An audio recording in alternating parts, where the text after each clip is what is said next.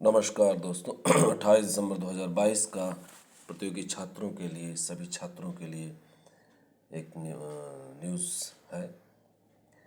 बहुत ज़बरदस्त न्यूज़ है। टीजीटी पीजीटी 2022 की परीक्षा में जो शामिल होना चाहते हैं मित्रों, सदस्यों के इंतजार में अटकी टीजीटी पीजीटी तो भर्ती 2022 8 अप्रैल से माध्यमिक शिक्षा सेवा चयन बोर्ड है सदस्य विहीन।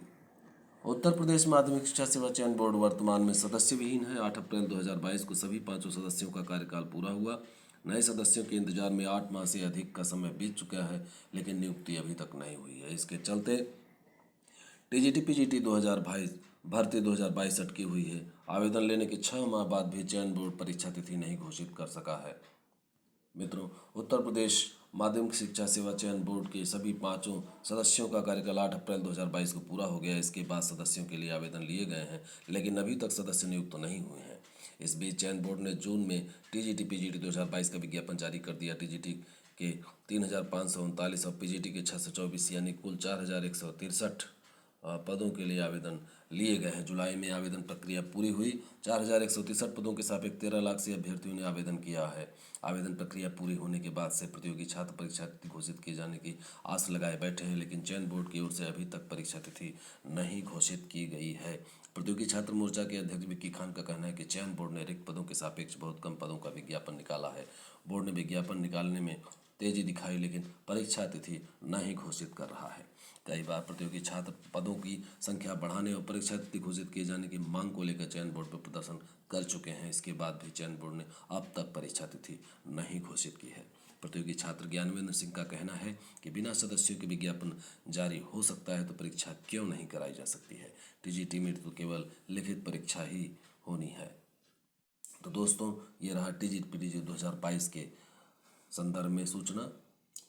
संशोधित परिणाम में चयन सूची से बाहर हुए अभ्यर्थियों ने दिया ज्ञापन। यह है उच्चतर शिक्षा सेवा चयन बोर्ड चयन आयोग से।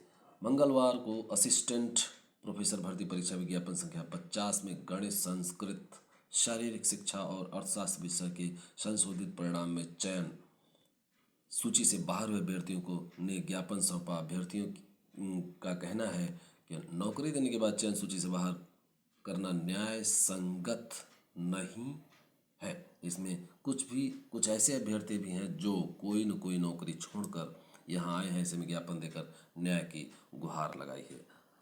दोस्तों, अगली सूचना है बीएचयू में निकली भर्ती। 17 भर्ती है कंसल्टेंट क्लिनिकल और साइकोलॉजिस्ट व अन्य पद रिक्त।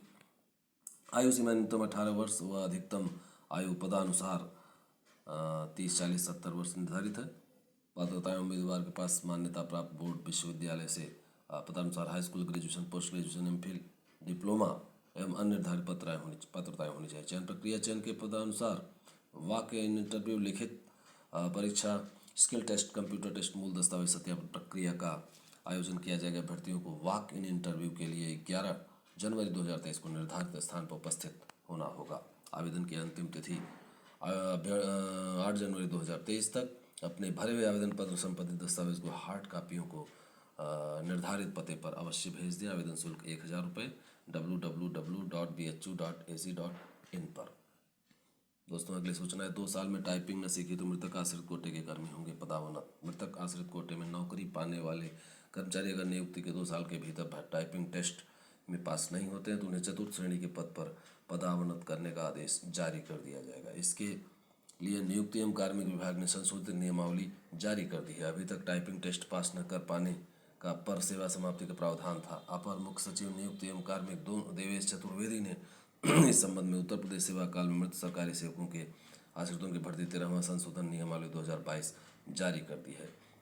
इसमें कहा गया है कि अगर मृतक आश्रित को ऐसे पद पर नियुक्ति दी जाती है जिसके लिए टंकण अनिवार्य हो तो इसे उस शर्त के अधीन नियुक्त किया जाएगा कि वह 1 वर्ष में टंकण में 25 शब्द प्रति मिनट की गति प्राप्त कर लेगा। अगर वह ऐसा नहीं कर पाता है तो सामान्य वार्षिक वेतन वृद्धि रोक ली जाएगी। अपेक्षित गति प्राप्त करने के लिए उसे 1 और वर्ष की अवधि दी जाएगी। तय अवधि के बाद भी अगर वह टंकण में अपेक्षित गति हासिल नहीं कर पाता है तो इसे चतुर्थ श्रेणी के पद पर नियुक्ति दे दी जाएगी।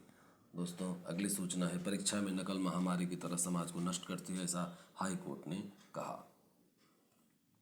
दोस्तों, अगली सूचना है मॉक ड्रिल 80% अस्पताल फिटनेस टेस्ट पास हो चुके हैं। जैसा कि मॉक ड्रिल हुआ है जिला स्तर पर अस्पतालों में परखी गई कोरोना से लड़ने की तैयारियां। तो दोस्तों ये रहा आज का 28 दिसंबर 2022 का न्यूज़, और आगे आपको इसी तरह के न्यूज़ मिलती रहेगी प्रतियोगी छात्रों से संबंधित, और भी महत्वपूर्ण सूचनाएं आपको प्राप्त होती रहेंगी। आप जो है हमारे चैनल को सब्सक्राइब कर लीजिए और बेल आइकन दबा दीजिए। धन्यवाद।